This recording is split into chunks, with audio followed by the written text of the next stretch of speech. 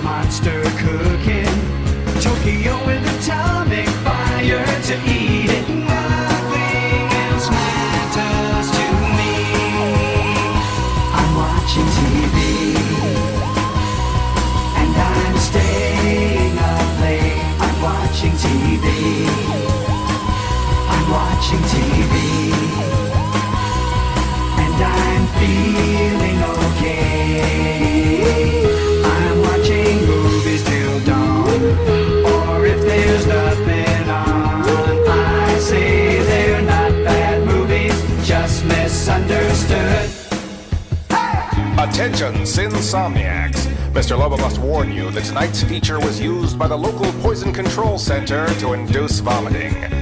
Don't stay up late. It's not worth it.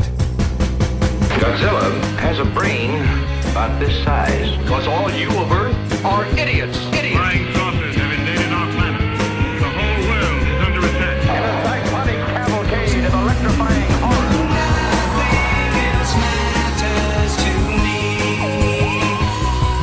TV, and I'm staying up late. I'm watching TV. I'm watching TV, and I'm feeling okay.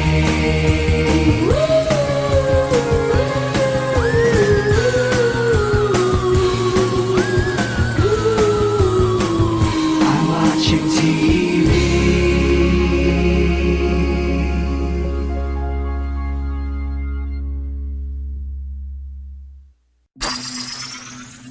Greetings, my fellow galactic travelers, and welcome back to Planet 8. This is your Mission Commander Larry speaking to you from our hidden base. Chief Engineer Bob is here by my side as always in the command center, and circling Planet 8 in our orbital spy satellite is Reconnaissance Officer Karen. And on this episode of Planet 8, we have a very special guest, friend of the show, Frank Dietz. Animation, acting, a documentary. He's done just about a little bit of everything. Straight away, we're going to kick it over.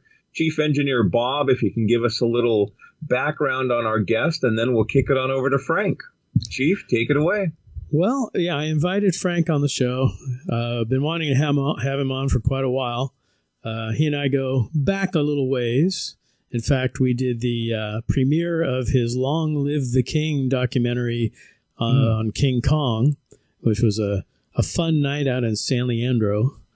And cool. Over the years, we've caught up at Monster Paloozas and other shows, and recently Creatures Con.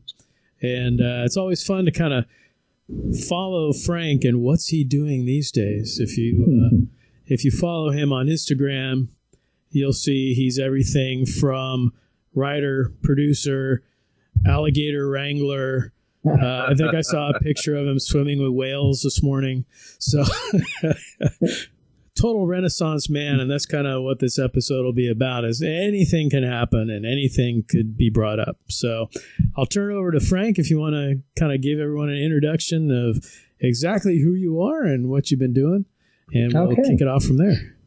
Great. As Bob said, I am Frank Dietz. I am a screenwriter, former Disney animation artist, occasional actor, alligator enthusiast. That is very true. And I've just I've worked in many different aspects of the film industry, and usually in the horror and sci-fi genres. At least whenever I can. I do write a lot of comedies as well, but most audiences are more interested in hearing about the monster stuff. Most recently, I was a writer on the Creepshow television series on Shudder. Nice. Yeah. And I grew up loving monsters. The fake cell that you see behind me there from Abbott and Costello Meet Frankenstein is I have that because the person who gave it to me knows of my great love for that movie, because it was the first movie that I can remember seeing at all. And I had to be 6, maybe. Saw it on a little, a giant 12-inch television, black and white television screen. I was going to say, you weren't 6 years old when it came out, right? I know. Didn't see it like first run in the theater. If I was, I would look pretty damn good right now. But I saw that movie at about as impressionable an age as you can be. And the thing is that, like, I had never seen a monster movie before that, at least that I can remember. And I'd never heard of Frankenstein. I had never heard of Dracula. I'd never heard of the Wolfman. So all of these characters that I'm watching were brand new. And I was so fascinated by it all. And, I've said this before, and I can't really say if I actually said this to myself out loud, but it was certainly swimming around in my head that watching that, I had no idea how you do something like that, like how these things get made, but I just knew that, like, I wanted to do whatever that was. Yeah. And I held on to that, pretty much my whole life. The greatest thing about, like, when I finally, a few years later, discovered Famous Monsters of Filmland magazine, there'd be photos in that magazine of behind the scenes things. So there'd be pictures of Jack Pierce making up Lon Chaney Jr. as the Wolfman. There'd be pictures of Ray Harryhausen animating the dragon from Seventh Voyage of Sinbad. And I think that's when it clicked that, like, oh wow, this could be a job. Like, this is something you can actually do. And I think that was a real revelation to me. And I just became obsessed with mostly, like, monsters. I think that anything that was either a giant reptile or, a Frankenstein, Dracula, any kind of werewolf, anything stop motion animated really caught my eye. Like, even if the animation wasn't good, it was the idea that it was animated that just really I'd loved it any time that in a movie that where an animated monster would pick up in his mouth a human character, and it would be a little animated person. The legs would be kicking and everything like that. And even though you could tell that it was a little tiny puppet, I just still loved it. I loved seeing that. I just dug it so much. Couldn't wait for any kind of scenes like that. But I really loved the Wolfman right from the start. Like, of the characters in Abbott and Costello Meet Frankenstein, the Wolfman spoke to me somehow. And maybe because he was sort of a regular guy during the day, and then became a monster. And I sort of maybe just identified with that better than some creepy European count, or a 8-foot tall, flat-headed, monster. And so I remember like looking in the bathroom mirror and like pretending to turn into the Wolfman. and I would even hum like the music that would go along with it. Right? It'd be like, dun, dun, dun, dun, dun, dun, dun. And I just love the characters so much.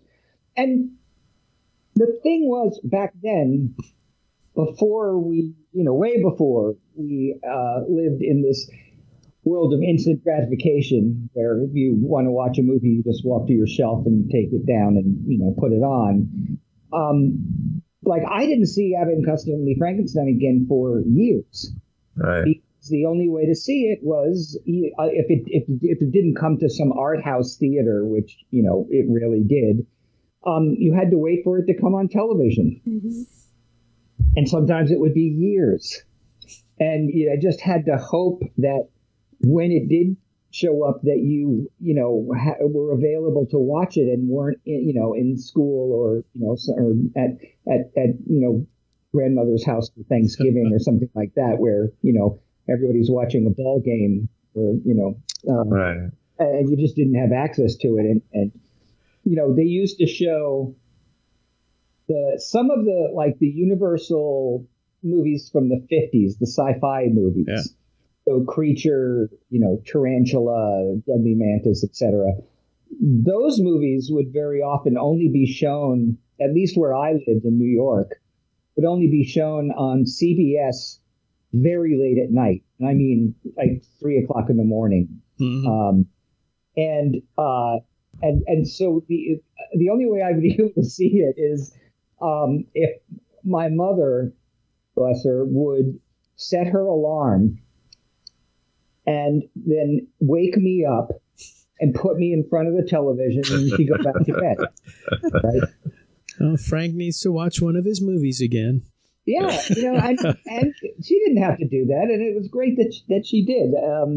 So, Frank, real quickly, who would search the TV guide for that time for that movie? Was it you or your mother? Because back then, the TV guide was like the Bible for anything to watch on television. Yeah, I used to go through and like circle all the Yeah. movies I got to watch that week. That's how I found Plan 9.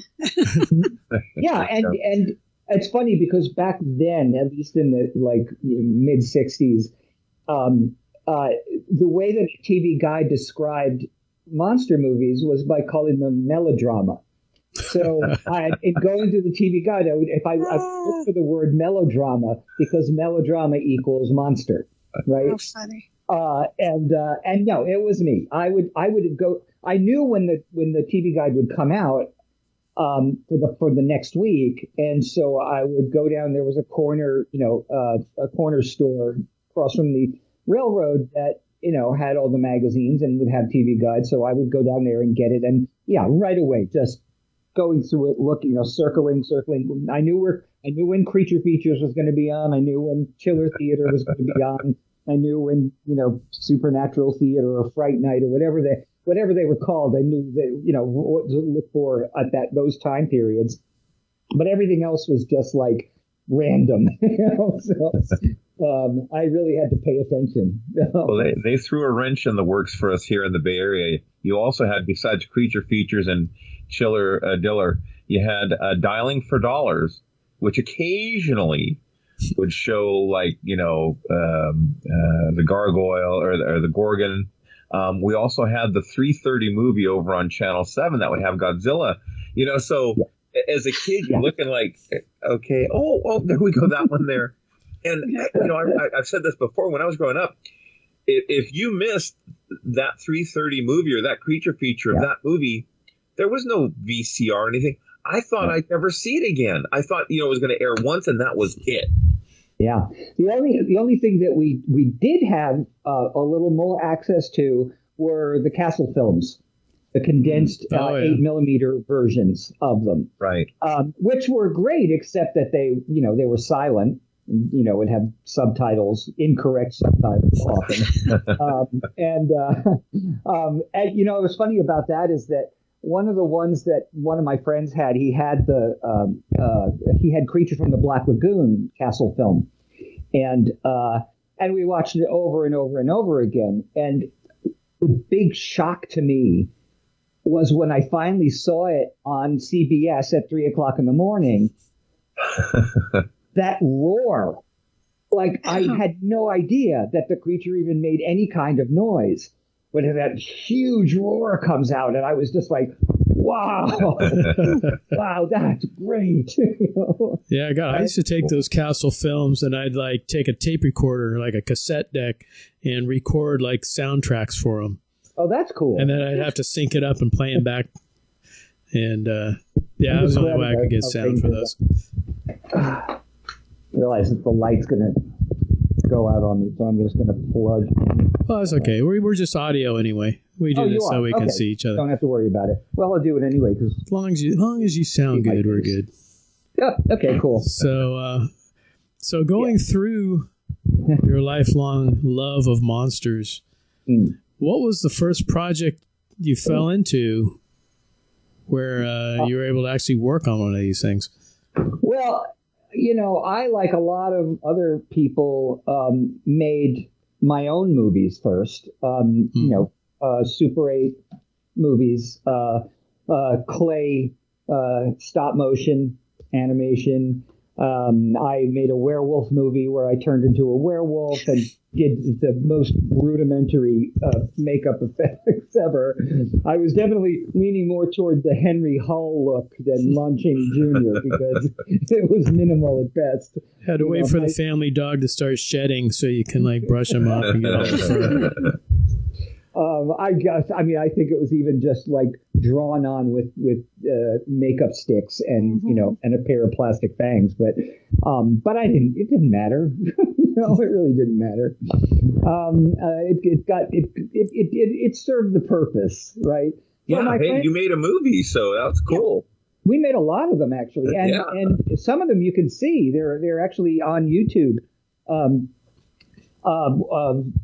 The sort of more polished ones anyway that I made. There's a few of them.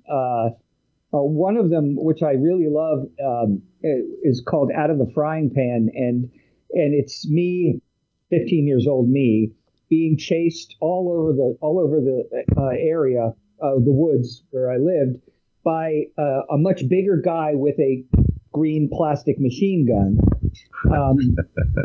And so it's basically a chase film, but just for fun, we threw in a stop motion animated Tyrannosaurus Rex.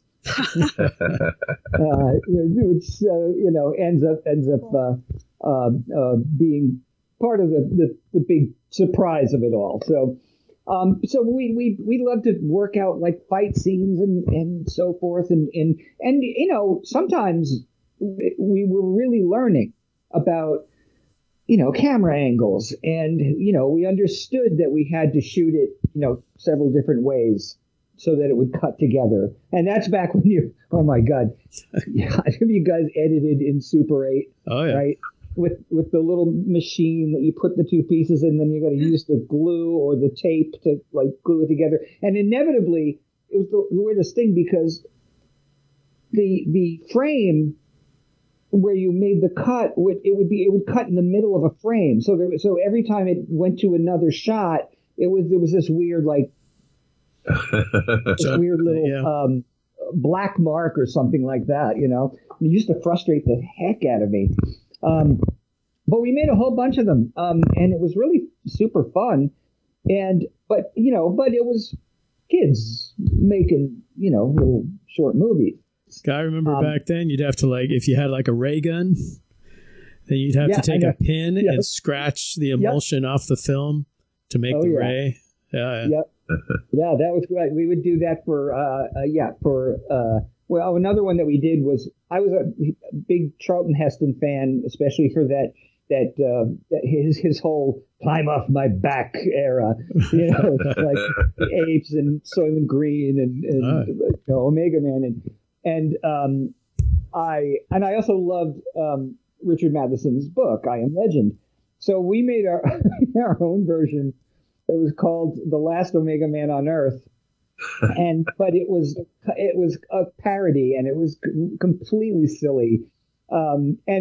But like then, if I had a gun, we would have to do exactly what you were saying about taking a little pin and scratching the little flares that come out of the end of the gun and so forth. And we'd use lipstick for blood stains. You'd use whatever you had at your, whatever resources you had available to you, And sometimes the effect would be surprisingly good, if it was a good day.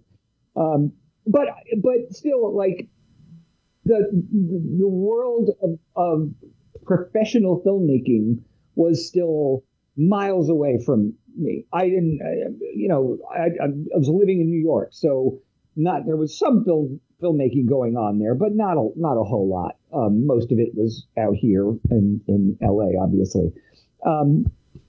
So I still didn't know, aside from what I could read in magazines or occasionally see in a special about how something was made. I didn't really know how movie making worked. And then one day, and I was a little older now, I'm like 19 I think. A friend of mine, his parents were very wealthy. They owned Nina Shoes, which was a really big company back then. I don't even know if they still exist, but back then they were one of the major shoe manufacturers and designers. And they had a mansion that was in a very exclusive part of the town that I grew up in, which was Port Washington on Long Island, North Shore of Long Island. And this peninsula off of Port Washington was called Sands Point, and that's where the rich people lived, right? In fact, John Cassavetes had a house there. Yeah, I mean, Edgar Winter lived there. So they weren't there all the time, but we always heard that somebody might see them occasionally. So anyway, one day my friend Scott calls me up and he says, hey, this is really cool. They're going to be shooting a movie at my parents' house, like a real movie. And he goes, you want to come over and watch? And I was like, yeah. And he didn't tell me what the movie was. So I get there and get my first lesson about being on film sets, which is I got there out of my car in the driveway and I'm like, I'm looking for Scott, and they're like, everyone's shh, they're filming around the back, right? So go around the back, and what I see is Martin Scorsese and Robert De Niro and Jerry Lewis. Wow. And they're filming The King of Comedy at my friend's house. And I didn't know what that was. I didn't know the plot of it or anything like that, obviously. But I just couldn't believe it. I knew who Scorsese was because I had seen Taxi Driver and a few of his other films, and I certainly knew who De Niro was. And Jerry Lewis, well, watching those telephones. yeah, absolutely. More so than his movies, probably. Yeah. But then for the next 2 hours, I got to watch Scorsese direct these two amazing actors in a confrontational scene, and it was kind of life changing because now I was looking around and I was seeing all these people doing all these different jobs, and how efficient it seemed, and I was just like, wow, okay. So now at least I have a taste, and I can see, there was a girl who I went to high school with, who was there working as a PA, and she said something like, you should get a PA job, but I didn't even know what PA meant.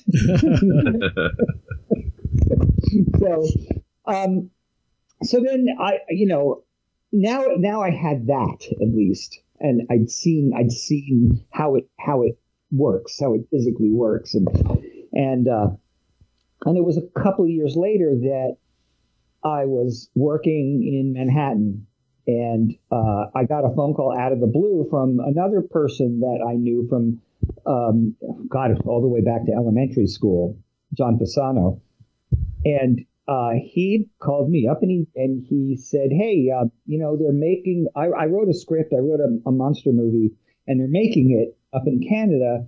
And there's a part that I thought you'd be good in. So do you want to audition for it? And I was like, yes, absolutely. And so I went and I auditioned and I got the part. And I think that John had really written the part for me because the character's name was Frank. and John and I had done a lot of stage stuff back, and John and I had made little 8mm movies, and John was also a big monster fan like me. And back then, before the internet and where it was easier for people to connect and so forth. I mean, being a monster kid, as we like to refer to ourselves now, could sometimes be a lonely existence because there weren't a lot of other kids who had shared the same interests.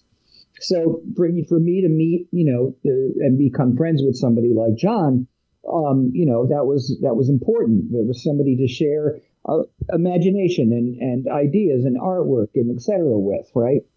So now I go into Canada to make my first movie, but I'm just as an actor, and it was called Zombie Nightmare, and it's a terrible film. Didn't know that it was a terrible film right away when we were making it.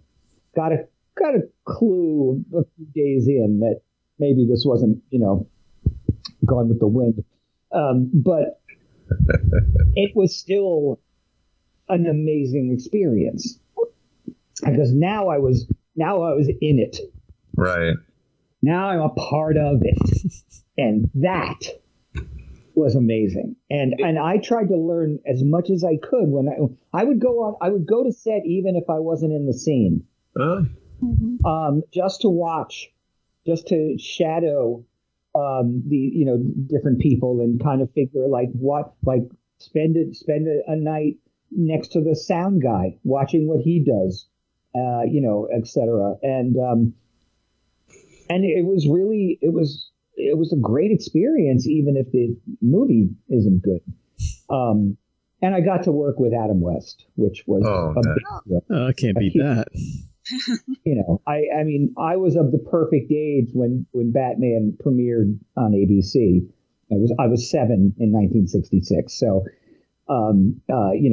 if you had told me, when I was 7, that someday I was going to be acting in a movie with my hero, I probably would have just exploded or something. I don't know. But that was remarkable. That was an amazing experience, and Adam was great. We got along great, and which was good because almost all of our scenes were together. The film, and here's the thing: everything else about the movie was professional. I mean, the crew was professional. The makeup guys were great. One of them was Andy Clement, who now is like a very celebrated professional makeup artist in the business. And this was one of his first gigs. But the makeup effects in the movie are really good. The production value for the budget that it was is quite good. The only thing that wasn't good was the director, who was awful. Was really awful. I couldn't compare him to Martin Scorsese, obviously. Right? So I didn't really know he was awful until started seeing little signs, that was just that showed that he didn't really care. He was just like, get the shot and move on. Like, no, he didn't want to spend any, he didn't want to do any extra effort to make the scenes better than they could be, or to have more angles for the editors to work with, more coverage. And that really hurt that film more than anything else, because, the truth is that the script, aside from some childish dialogue, which John often wrote in his movies for whatever reason, the story was kind of cool. But finally, seeing the movie, look, I was still happy I did it, and it started me off, on the rest of my career. So I made 3 more movies with John Fasano, all up in Canada after that. Nice. And on each one of them, I learned something new. I did something new. I started to learn how to do the special effects. So on the next one, we did Rock and Roll Nightmare, another nightmare, which wasn't the title. That's what pissed me off. I came up with the original title for it, which was The Edge of Hell, and I love that title. But the distributor, I don't know. I don't know if it's because they had seen Zombie Nightmare that they thought, well, we should make this one a nightmare also, which it was. First one did so well. Yeah, exactly. So, do a double bill with Rock and Roll Nightmare and Zombie Nightmare. Yeah, the nightmares. Mm-hmm. But I learned how to sculpt, how to make molds of that sculpture, how to run foam, how to how to apply makeup onto the masks and everything like that. It was all stuff that I learned over the course of making that movie. So everybody on that movie wore many hats. So I was the second AD. I was acting in the movie. I was working on the special effects, creating special effects for it. We all did whatever we needed to do. It really was, hey, let's go make a movie in a barn. And actually it really was in a barn. So there you go. We shot in a barn that strangely had a 16-track audio studio in there for whatever reason. I don't know how they found that location. Right. Well, you should see where we're doing this podcast. I just remember it being so cold because we were shooting in Toronto, outside of Toronto in November, and the wind that comes across Lake Ontario is just brutal. It's so cold, and anytime we had to do a scene where we were outside, we just could not wait for the director to yell action so that we could get back inside as quickly as possible. It was super cold. But so did 2 more movies where I acted in them also, but also would do effects when needed. I think on the last one, because I did Black Roses, and then one called The Jitters, which was a sort of an American version of the Mr. Vampire movies from Japan. Oh yeah, the hopping vampire films. Sammo Hung and yeah. Well, this was an attempt to Americanize it because they were so popular in Japan. They thought, well, maybe they can be popular here as well. Didn't work. Didn't happen. It was so weird too. It was just last week. We had a reunion for that movie, like a Zoom meeting with as many people as this guy could gather from the original cast and crew. So it was a little weird. The only person that we definitely couldn't get was James Hahn, because James, is now more popular than he's ever been. Oh, yeah. Guy who's been in more movies than anyone else in the world, right? And he doesn't like the movie, so we're going to see after the reunion. But all of these movies, you know, they've all sort of become these cult. They all of them have this cult following through them. I can't even tell you how often I get invited onto podcasts to talk about those movies, because there's just groups of people that just love them. Black Roses is crazy popular. Are they available anywhere or YouTube? Oh, yeah, or anything? Sure. Shudder had Black Roses on. Really? Okay. Right around the same time that my Creepshow episode was airing. So I was all over Shudder that month, right? But yeah, most of them are available on some are on Blu-ray, some are just on DVD. The only one that's really hard to find is the Jitters, the Hopping Vampire one. That's the one I would have wanted to see. Yeah. I don't worry, Bob. I'll get you a link to it. Oh, okay. But those 4 movies in that time, that was film school for me. Just learning as much as I could, and because of that, I started to be more interested in writing than in acting. I think part of it was that I didn't have to really audition for those movies. The first one, yes. But after that, John Fasano used to refer to me as his Ward Bond, right? he was like, he would just put me like a good luck charm or something into every movie and give me a role, a decent role. And so like when the reality of having to actually audition kicked in, it was different. I didn't enjoy that process at all. You need a certain visceral stamina for that, I think.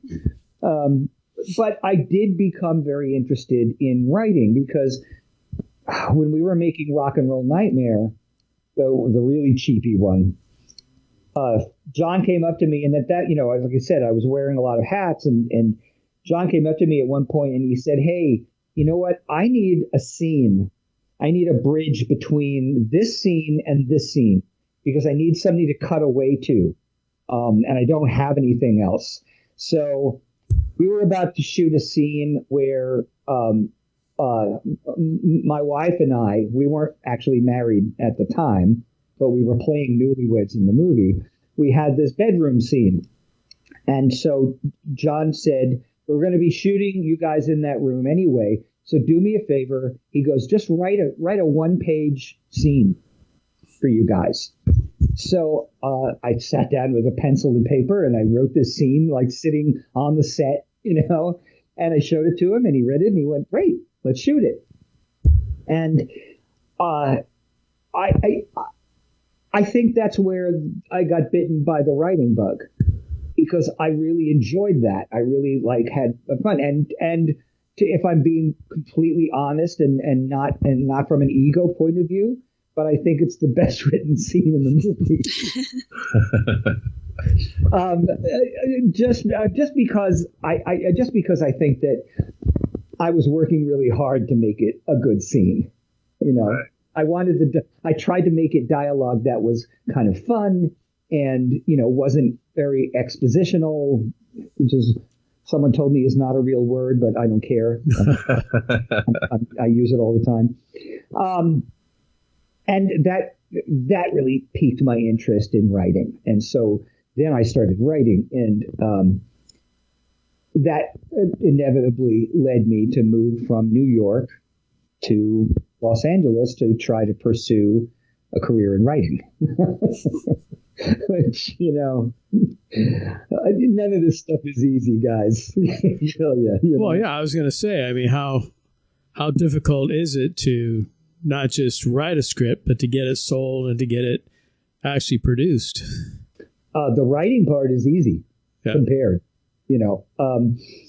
I quit my job in the World Trade Center to move out to LA because John Pisano had moved out to LA and he hit the ground running. Like he sold a script for six figures to Walter Hill and the guys at Morgan Creek. He sold an action movie. Wow. And that movie never got made, but it led to John writing another 48 Hours and the first 8 drafts of Alien 3 and a whole bunch of other movies. And put him, right away he had a career there. Right. And so I thought, well, I could do that. So I dragged my wife kicking and screaming from New York to LA with 2 scripts that I had that I could not get anybody to look at. I made all the rookie moves. I sent the 2 scripts to every agency in town. They all came back unopened with a stamp on it saying, we cannot legally open this unless it comes from a legitimate representative, an agency or a manager, right? Nobody told me this stuff. I try to tell, aspiring screenwriters, don't do that, okay? You're going to waste your money and your time doing it. But it was really frustrating. And I started to wonder if I had made the right choice. And something really interesting happened. And this is kind of how things happen out there. So Leanne had started working in casting, as a casting associate for, one of the bigger names, casting directors. And she was working at a place down in Santa Monica, a production office. And I would go there occasionally and would get they'd give me little jobs here and there. I tried writing for one of the TV series that they were doing there on spec, meaning that I wrote it without being paid and hoped that they would buy it. And there were both times there were reasons they couldn't buy it. One was that it was a mystery show. It was called Sweating Bullets, and it was set down in the Caribbean islands or whatever. It was a detective show basically. And the first one that I wrote, he said that the mystery wasn't strong enough. The second one I wrote, there was a voodoo plot in it, and he took one look at it and he says the network said no voodoo stories. It's like shit. That was like the best episode of Kolchak the Night Stalker was a voodoo one. Yeah, well, for whatever reason, the network was just like no, and so it didn't matter. But and then the show got canceled anyway, after the first season, I think. But anyway, so while I was there, Leanne said, hey, there's a really nice man over here who's got an office over here. You should go talk to him.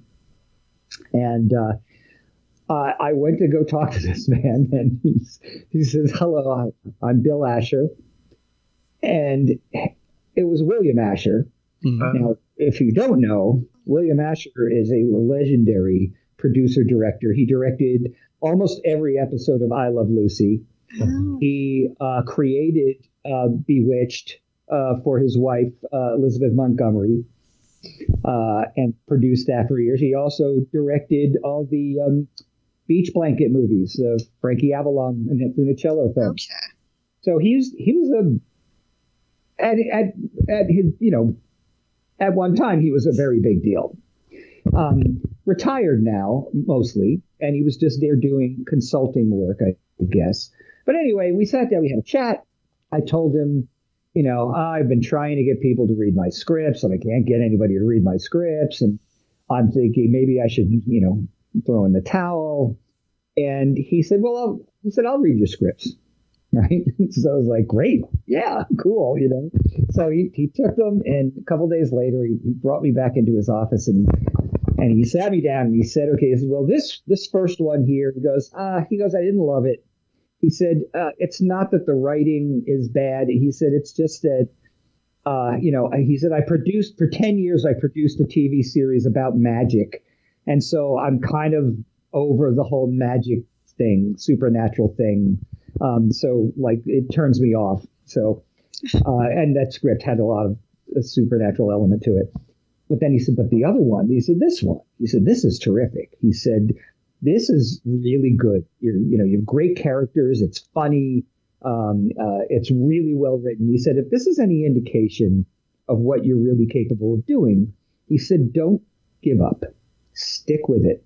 He goes, I guarantee you, in time, he said, I think he said in 6 months or so from now, if this is really what you can do, you'll get an agent or you'll get a manager. You'll get somebody to represent you. And so stuck with it. And he was right.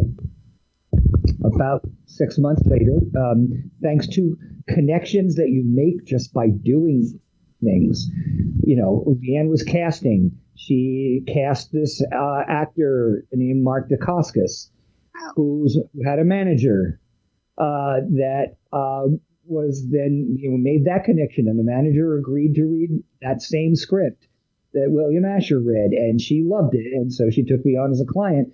Before I knew it, my script, I was selling scripts and getting movies made with, starring David Warner and Dean Stockwell and Barbara Crampton, and it was awesome. I mean, it was amazing. And I felt very lucky. Sometimes it's just being in the right place at the right time and meeting the right person at the right time. And there's no set way to achieve things in this business. Work hard, certainly, but and hopefully have good material to show for it. But if I had not been introduced to William Asher at that moment, who knows? If I would have this career. I don't know. Right. Well, how did you get from writing scripts to doing art at Disney? I mean, that seems like, I'm a writer. Well, can you draw, sell? Okay, do that. Well, it's again, it's funny. It's like I was working as a professional screenwriter. It was great. I was getting hired a lot, actually. And not that every movie got made. It didn't matter.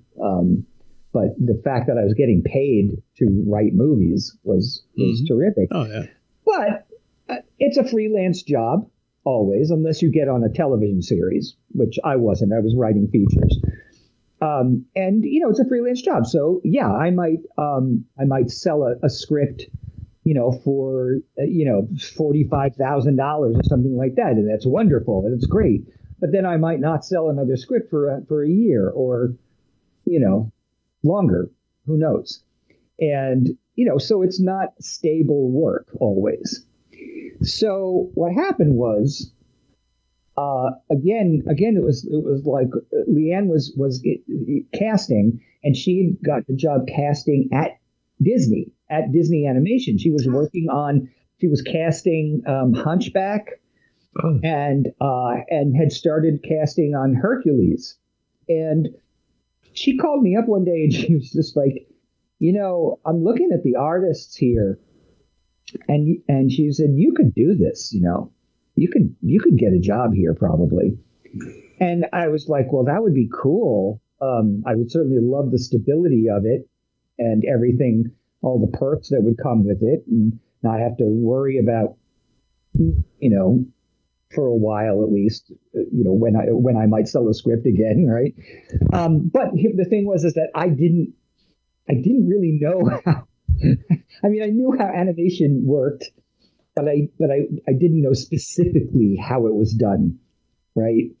I mean, I knew it was, frame by frame and hand drawn, stuff, all that kind of stuff. But I didn't know how to do it. So I very quickly started taking classes in animation, and so luckily the Animation Guild, the union, was right here in North Hollywood at the time, and they offered classes to people who weren't in the union.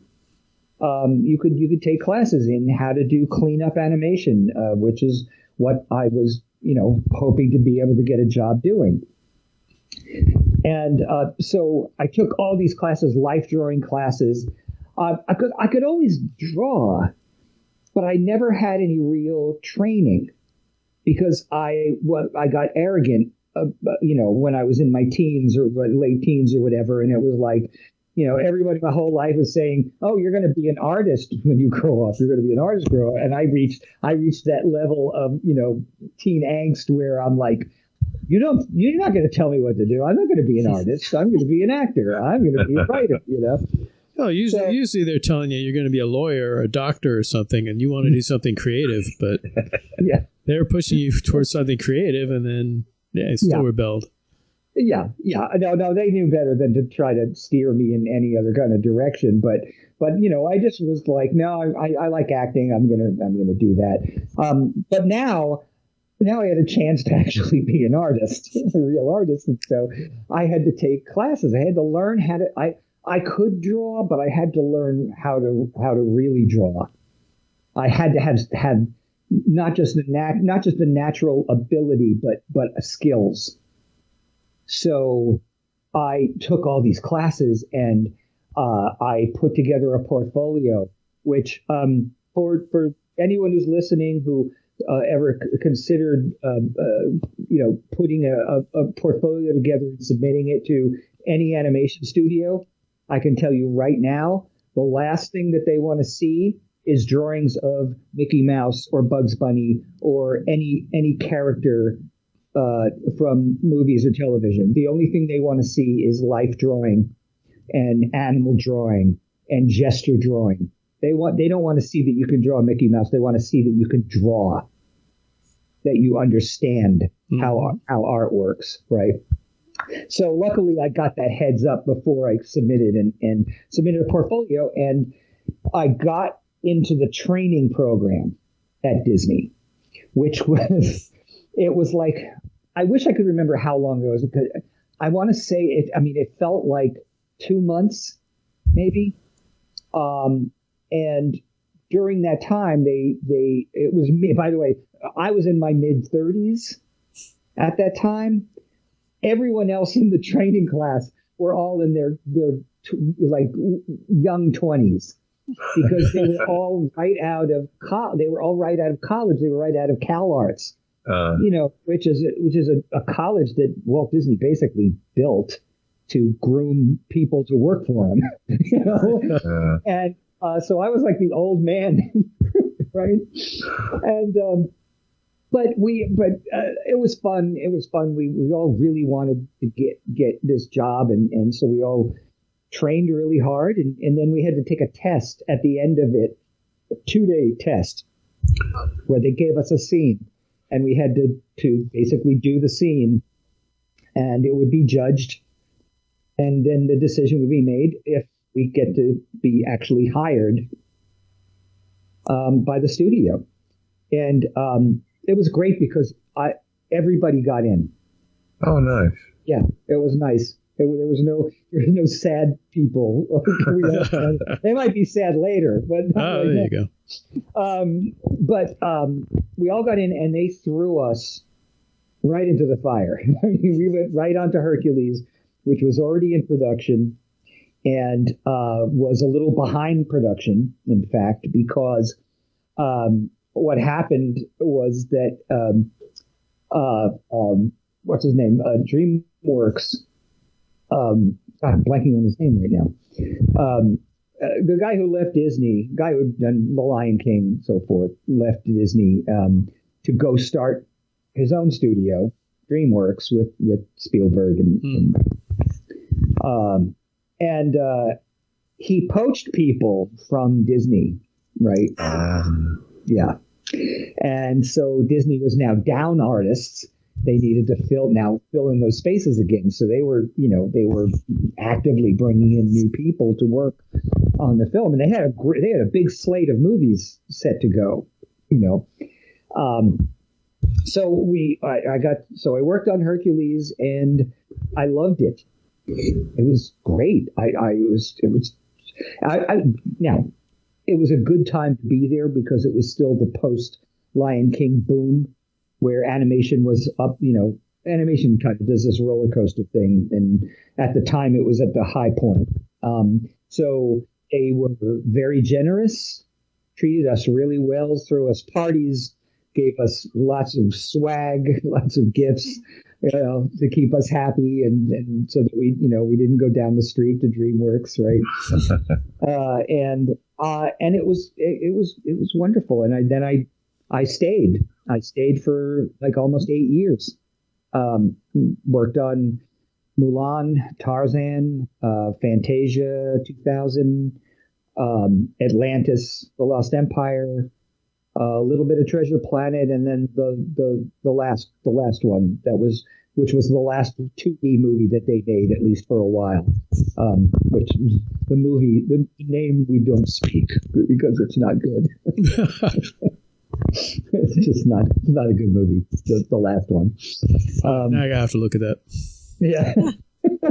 No, it was called Home on the Range. Oh, okay. And it was a Western, and it just it went through it was a kind of movie that was sort of troubled from the beginning, and it went through lots and lots of changes as the movie was being made, and it's just kind of not very good.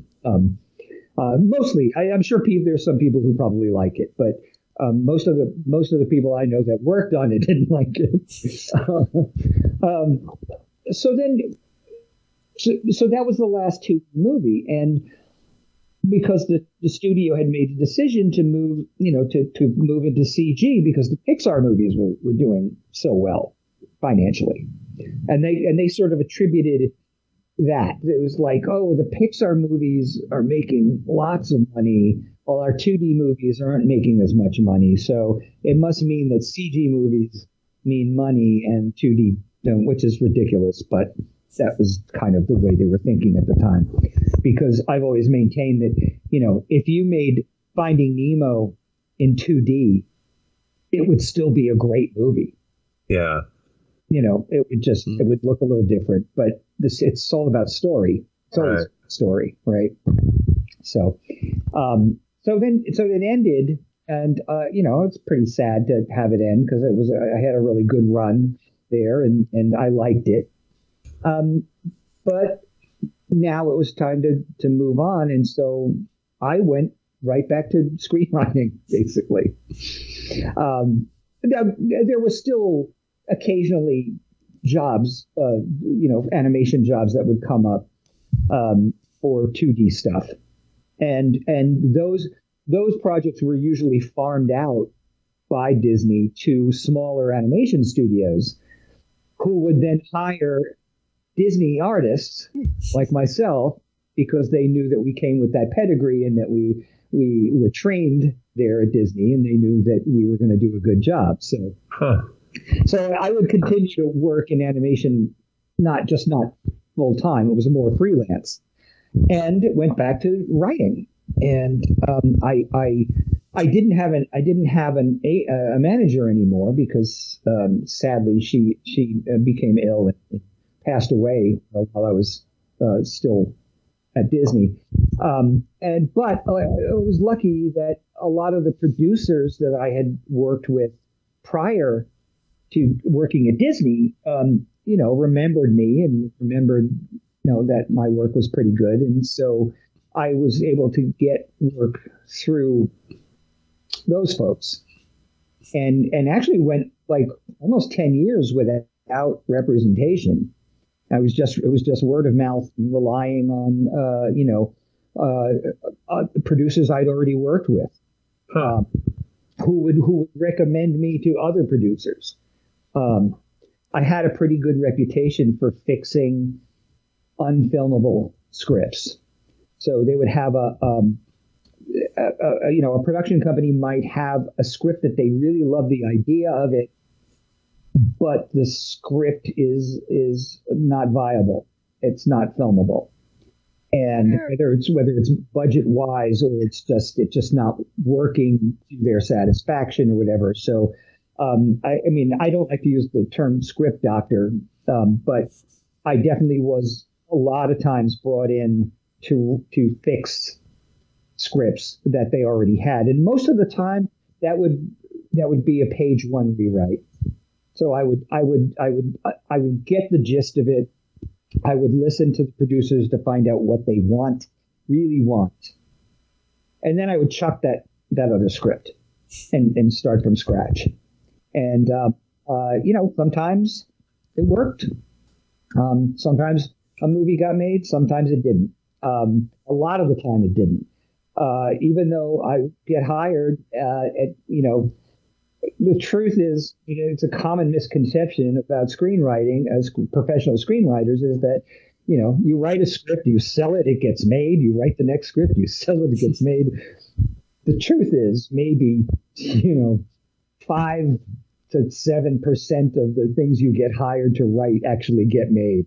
I mean, unless you're, way up in the escalons of the studio system.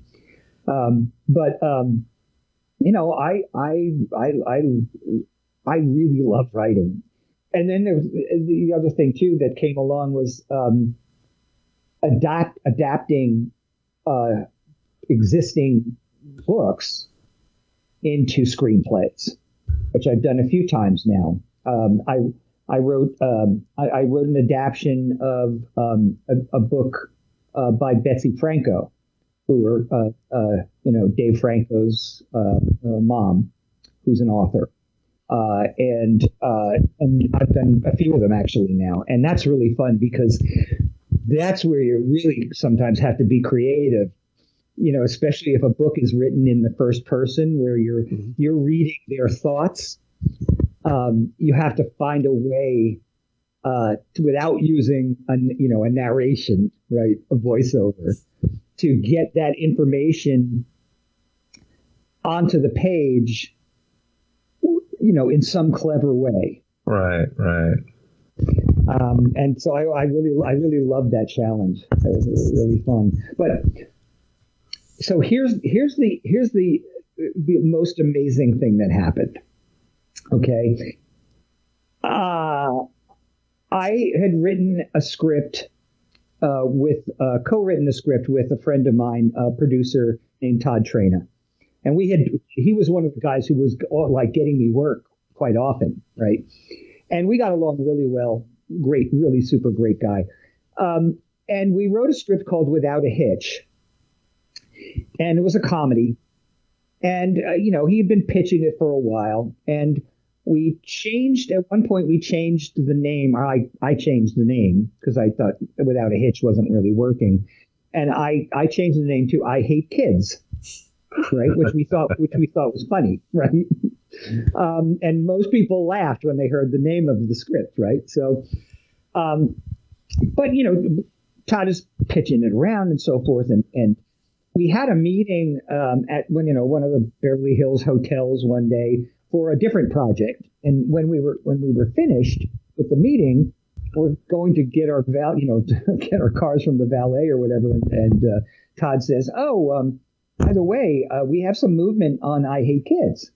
And I'm like, oh, cool, great.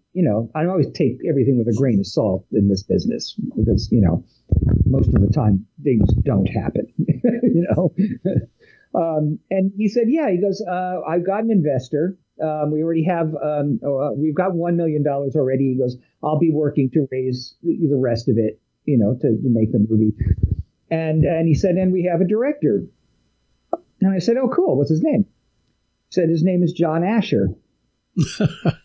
And I went, whoa. The circle of life. Is it John Mallory Asher? And he said, I don't know his middle name. said, was he a child actor? Was he on the Weird Science TV series? He goes, oh, I don't know.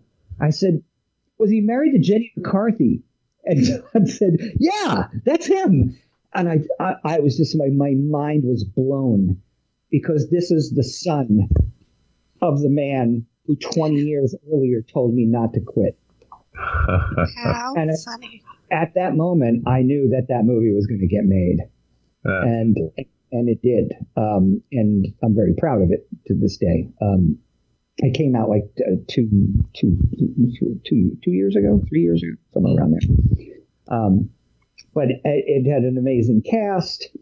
Everything went perfectly. And John Landis was one of the executive producers on it, which meant a lot to me because he directed some of the greatest comedies of all time. Mm-hmm. And the fact he liked my script enough to want to produce it was really just about as good as it gets. And, and then I had Titus Burgess and Tom Everett Scott and Marissa Tomei and Ray Seahorn, who hopefully is now going to finally win an Emmy for Better Call Saul this year. But an amazing cast. And it was one of the greatest experiences of my life because John Asher wanted me on set every day. Nice. Which is very rare for the writer to be invited on set every day. Was he calling for rewrites every day, or no, just opinions, or yeah, he wanted my opinion. There were 2 times when he asked me, just like my very first little gig with John Pisano. He said, John Asher said, "Hey, I need a little scene to bridge these 2 scenes." And the cool part about it was that I could write the scene there on set with my laptop, and then I would have Ray Seahorn and Rachel Boston right there, the actresses, who I could call over and say, "Guys, just read the scene for me so I can hear how it sounds before I present it to John Asher." So that was great. Nice.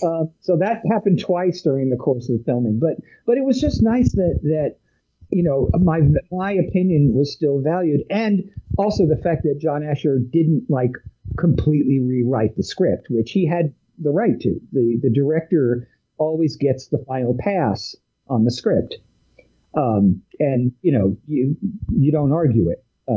It's his movie now, not yours. I still call it my movie, but but at that point, I've been paid for it, so it's really John Asher's movie, and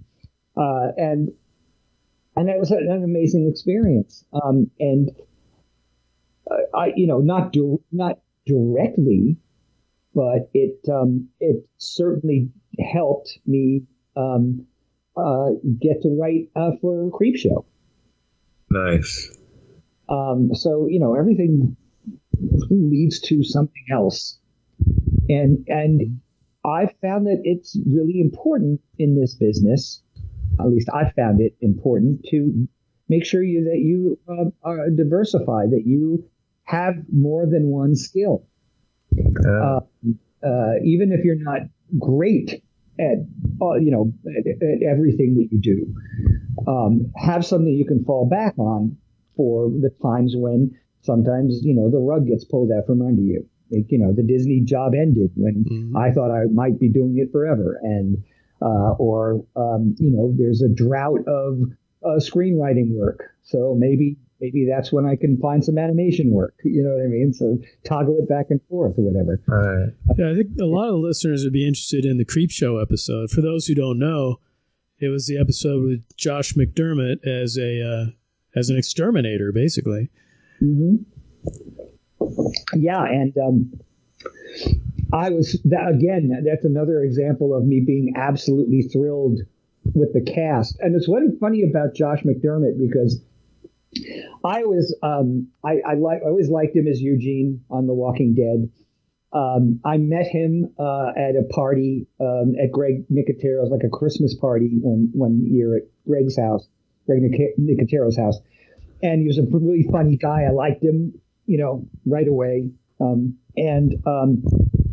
So when we went to go cast the episode, which was called Pesticide, at first I think that Greg had said that he approached Rainn Wilson to play the part, but Rainn Wilson wasn't available. So we were trying to think who else would be really good to play this exterminator character. And I thought of Josh, right? So I texted Greg and I said, hey, I had an idea. What do you think about Josh McDermott to play Harlan?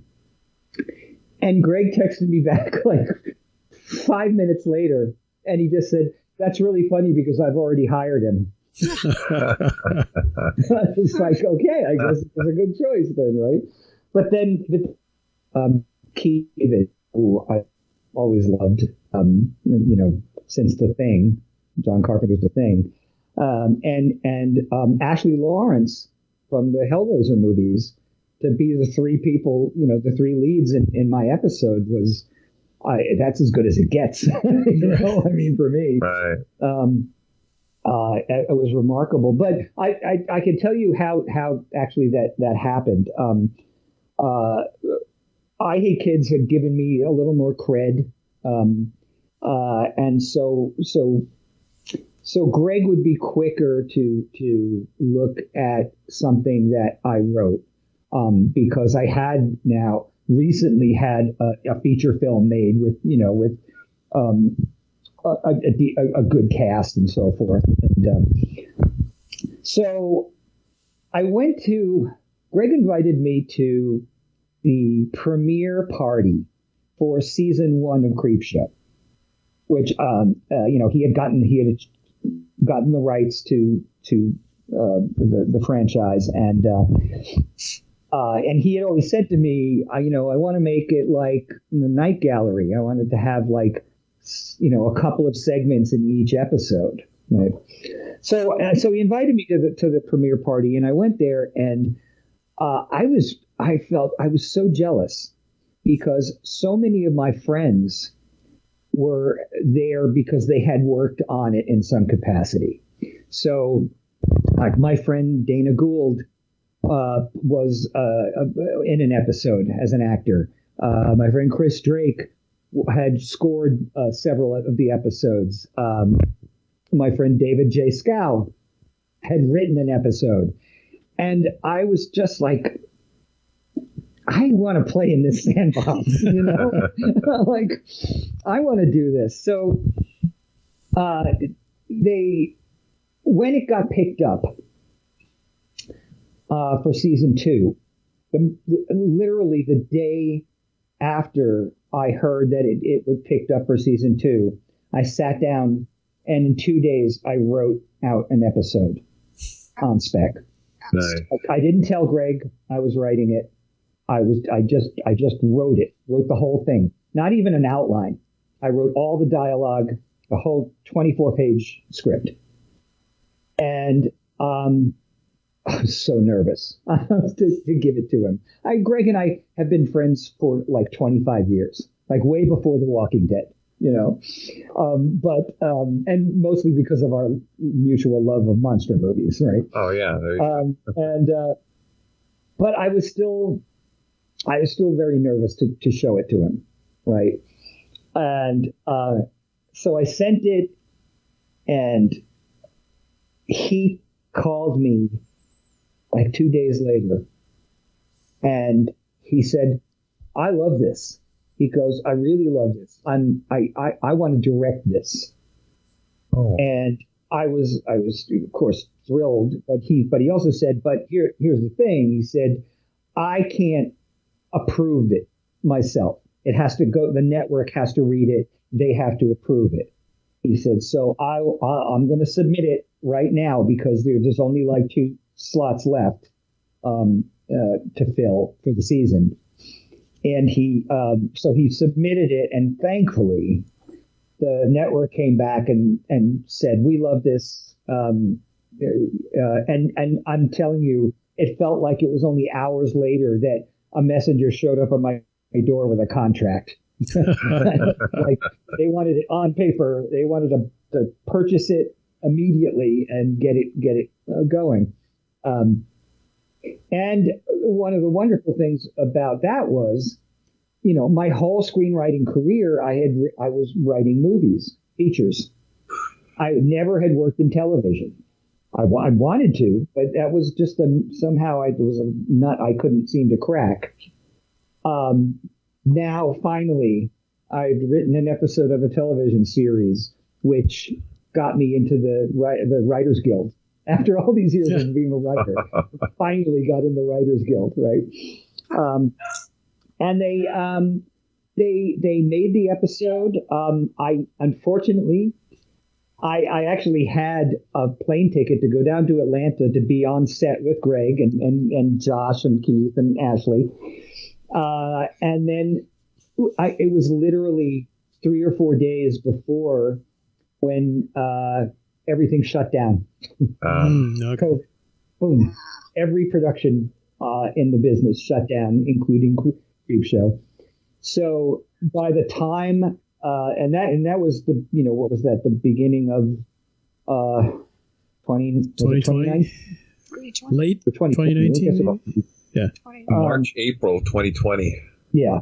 By the time they had worked out how to resume shooting things, which wasn't until months later, the COVID restrictions were still like really in place. Like you had to be tested twice a day, and everybody's masked up, and unfortunately, only people who were necessary to be on set were allowed. So I couldn't go. I couldn't go. But Greg was so cool. He would every few days or couple of days or whatever. God, they shot the thing in 3.5 days. So he would send me little videos that he would just shoot on with his phone on the Video Village or just on his phone, and he would send it to me so I could see a little bit of what was going on set. I was just so happy to now be a part of the Creepshow family. That's cool. Yeah. Is there another season coming up? Are you going to try to get in on another episode? No. There's one more season that hasn't aired yet. That's season 4. I did write another episode, but what happens with shows like this is that as seasons go on, budgets tend to be cut. It's very typical of all television series or sequels to movies, et cetera. I think that the second episode that I wrote was probably just a little too pricey. I had written this episode that had people turning into alligators, so it might have been a little too much. But I'll hold on to that script because I'll submit it to other shows. There are other anthology shows that are being developed. So I never throw anything away. Just adapt it to an episode of like Strange New Worlds or something. Yeah. Actually, to be honest, the idea of the pesticide script I originally had before I even moved out to LA. Like I had the idea of it. And I had actually at the time that I guess I had written it back then, but that version of it is long gone. But I pictured it as an episode of Freddy's Nightmares. Oh, which was on active at that. I remember that, yeah. And I always loved the concept of it, even though that original script was, God knows. I mean, it was probably written on some very, very old computer or something. So I basically, when I did write it for Creepshow, I was starting from scratch and just sticking with just the ideas that I had from back then, and the two main characters, basically. So, cool. So anyway, it's like you hold on to everything that because you never know when you might be able to. Especially, I've written comedies where there was a line where there was a gag that I just loved, but sometimes even you have a bit of dialogue that as much as you love it, you have to lose your babies, as they call it, and you just realize that it just really doesn't fit anymore because the scene has changed or whatever, and you have to take it out. But I'll always tuck it away in the back of my brain, and see if there's maybe some other script where that same kind of situation can just be adapted, and keep a notebook sort of. On my phone, I actually have a note that is just lines that I thought of that I just really like and hope to use someday. Cool. There's a little treasure chest, basically. Yeah. That is cool. Well, Frank, we can keep on. We're probably going to need to have you come back and visit us at some point in time. Sure. But we're coming up on the end of the podcast here, and like we spoke earlier, usually we have a censor sweep, but we'd like to hear what your maybe any projects you can share with us, or if you can share. People have questions or want to check out social media, or do you have a web page? Could you share that with us? Sure. Well, I do have a web page. It is sketchythingsart.com. Nice. Okay. And that website kind of covers all of the stuff that I do. So the animation, the screenwriting, the occasional acting, and on there is also I'll have a list of whatever new kind of book I have out, or whatever next appearance I'll be doing, like what the next convention or film festival or whatever is coming up. I have one coming up in October in St. George, Utah. It's called the Horror Fest International Film Festival, and it's a horror film festival that I attended last year and just had a blast. I had so much fun and saw some really cool films there, and got to participate in a lot of panels and so forth during it. That's fun. Yeah, that's like mid-October. But I'm also on social media. On Facebook, I'm Frank Dietz. On Instagram and on Twitter, I'm the Frank Dietz, because there was another Frank Dietz, so distinguished. So yeah, you can find me there. Please, come in. I'm posting. Lately, I've been posting a lot. There was, when I used to be busy, I would not be good at keeping up with social media. Right, right. But it's a little more relaxed now, so I post almost every day on there. Cool. Yeah. Well, like I say, we had a lot of fun talking with you tonight, and what a fascinating career and great stories and anecdotes. So thank you for being with us. We look forward to having you with us again. And who knows, maybe the intrepid crew of Planet 8 will meet you out there at one of these conventions or shows. No, I'd love that. I've known Bob a long time, like we said, and I've always liked him, and it's really nice to meet you, Larry and Karen, and this was my pleasure. Well, thank you very much. It was our pleasure as well. We got to get you back at least to talk about Beast Wishes. Oh, sure. Yeah. Absolutely. Well, we're all big fans of Bob Burns, so. Yeah. I'm ready when you are, guys. All right. Sounds good. Well, look, that takes us to the end of this show. Everybody stay safe. Thank you for listening. And until we meet again, peace out. On that note, this will conclude this transmission from Planet 8. We would like to thank all of our intergalactic audience for listening. Be sure to head on over to our website at www.planet8podcast.com, where you can get more information on this episode's topic. For more conversation, find us on Twitter at Planet8Cast. Or on Facebook at facebook.com/Planet8Podcast. We want to thank you guys for tuning in each and every episode. We look forward to your input and opinions. Until next time, this is Planet 8 signing off. End transmission. By George, he's got it. It is the end.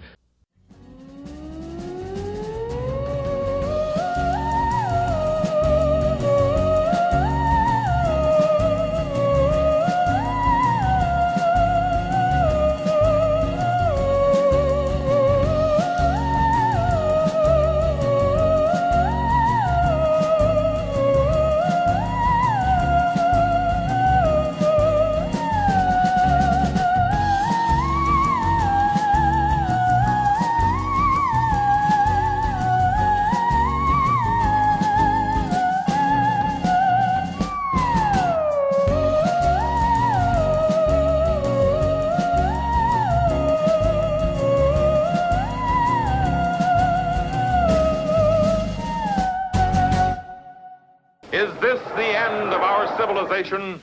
You may wish to deny it, but your eyes tell you it's true.